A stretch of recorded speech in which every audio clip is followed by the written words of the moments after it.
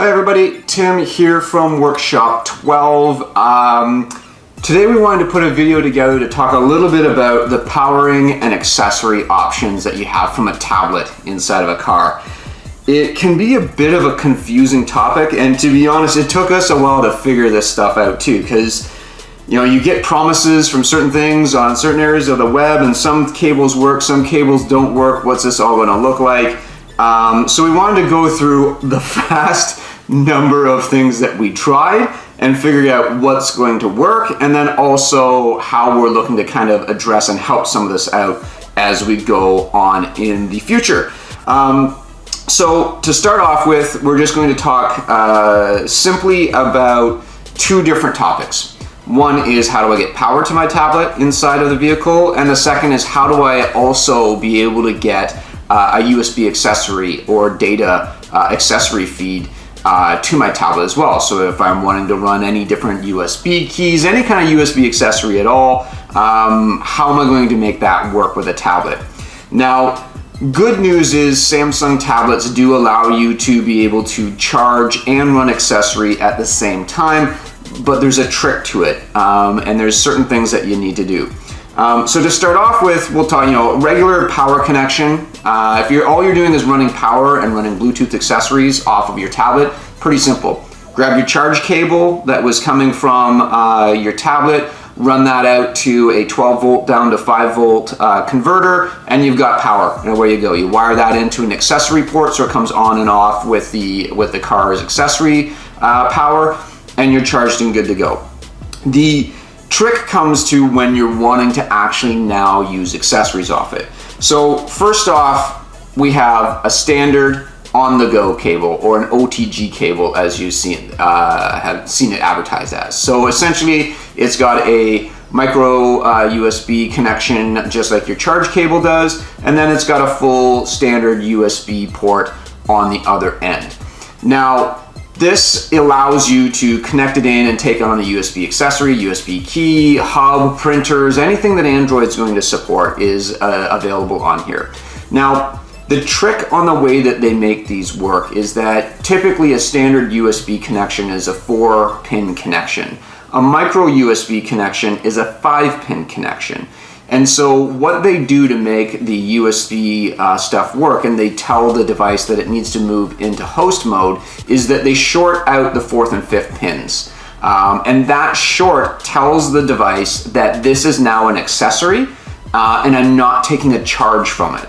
So that means that the tablet will start providing power out to the accessory that's plugged into it. So like a USB key that might need to be powered, you'll see an LED come on it, or a Bluetooth USB dongle. You'll see it get powered up when it plugs into the tablet. So that is literally telling the tablet, you need to be a host, not a client, okay? Now, the tricky part with that then is that it's not taking a charge. So the interesting thing that we found is that there's a lot of different things out there that claim to solve this problem. So a good example is some different cables. So we've had we've got a little 4-port hub here that's got a switch on the side of mode 1, 2, and 3. Takes that micro USB connection. It's got a 4-port hub on there with that. Perfect. And everything that we read about it online says it will charge your tablet at the same time as getting power to the USB ports. Turns out it doesn't. Essentially, these different modes will either make it just a full hub or will move into charge mode, and it doesn't allow you to do both. So it's either charge or accessory that comes down into it as a hub. So not working as advertised as it did on the Amazon link and anywhere else that we saw their videos saying, hi, look, this works. No, it didn't work at all. So that was one example. And so we found another one. So this one, beautiful. All sorts of little leads that are coming off of it. We've got a connection here for you're going to get your charge or your power that's going to come in. And this is supposed to allow you to get charge and accessory coming through here. Again, a little switch on the side. Turns out, no, it won't do both at the same time either. They use vague wording on these things for a reason, because They know what you're looking for. They want you to buy it. It's too cheap to send back, and they've already have your money. So again, it's got a little switch on the side of it to be able to go between charge and on the go. So at the end of the day, really what we end up looking for is we end up looking for being able to do something like, a little USB hub. This one's an external power. We've got a hub on here that we can do multiple different things off, and this is just a standard little hub that you get anywhere, and you can run any power to it, which would be great. You can run a whole sorts of accessories, but the trick is we can't find anything that is going to work. I mean, you even find certain cables that come out and say, hey, we're going to be able to do both of them. We're going to be able to charge. They actually have the two separate ports in here, one that's going to lead to charge, another one for accessory, and the third one is coming to the micro. Now, I even cut this open to take a look, and these cables literally do not have 5 wires going between them. So even though they say that they're going to be able to make this stuff work, they don't. They're just shorting it out and making it an on-the-go cable, not a charge cable at the same time. So what that leaves you with is saying, well, what the hell? How do I make this work? Do I need to split open my tablet to be able to make charge go in there? Well, good news is that Samsung does allow you to charge and data at the same time. And the way that they do that is they essentially take a 100K resistor between the 4th and 5th pin.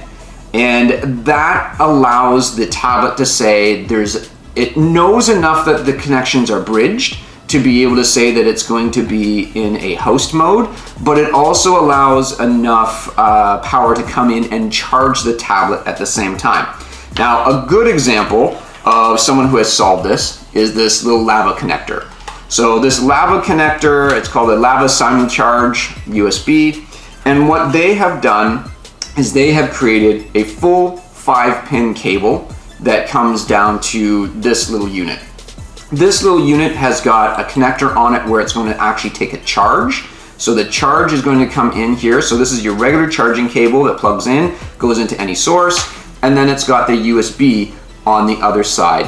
So that USB now is going to your accessory. Now, the important thing about having this charge on here at the same time is that when they do that bridge between those two pins for the 100K resistor, is that this is now providing power to the USB accessory. This separate charge cable is giving the power to this USB accessory. So you're not drawing power from the tablet to try to run the USB.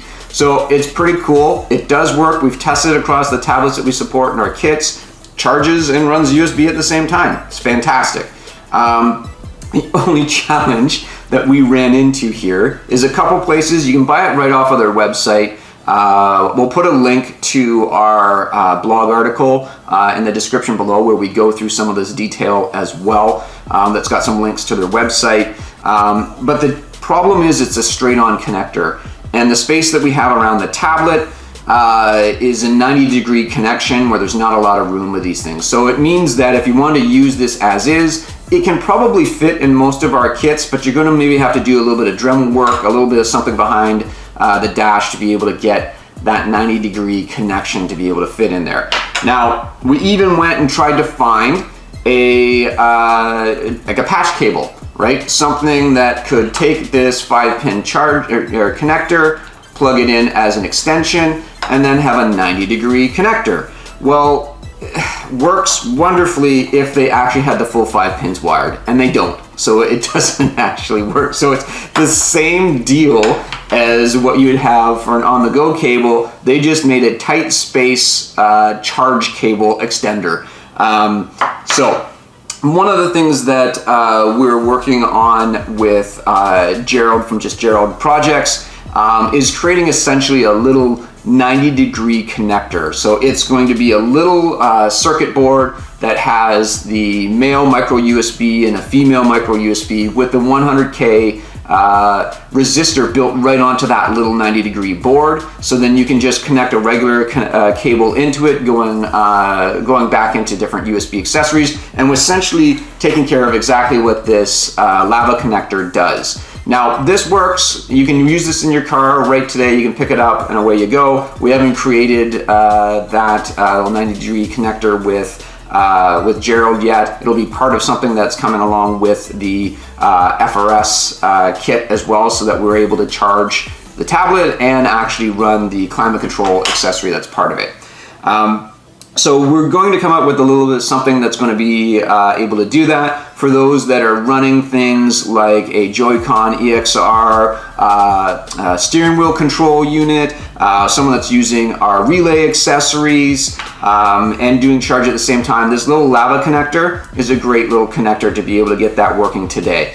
So that's kind of what we wanted to cover. There's a lot of different misinformation out on the internet on what works and what doesn't work. There's different things that might work for other different brands of tablets, but the Samsung tablets that we've been using in our kits and the ones that we kind of find work best for power settings and stuff like that inside of a car, that 100K resistor seems to be the solution that works for those tablets. So that's kind of an overview. We wanted to kind of clear up if there's any confusion. I know it can be a little bit technical if you're not a geek like me on how this stuff all works. So hopefully that helps. It gives you a bit of a better idea of how you can run accessory and power at the same time.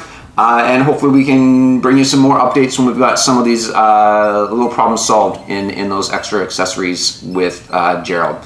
So thanks a lot for joining, and we'll see you again in the next video.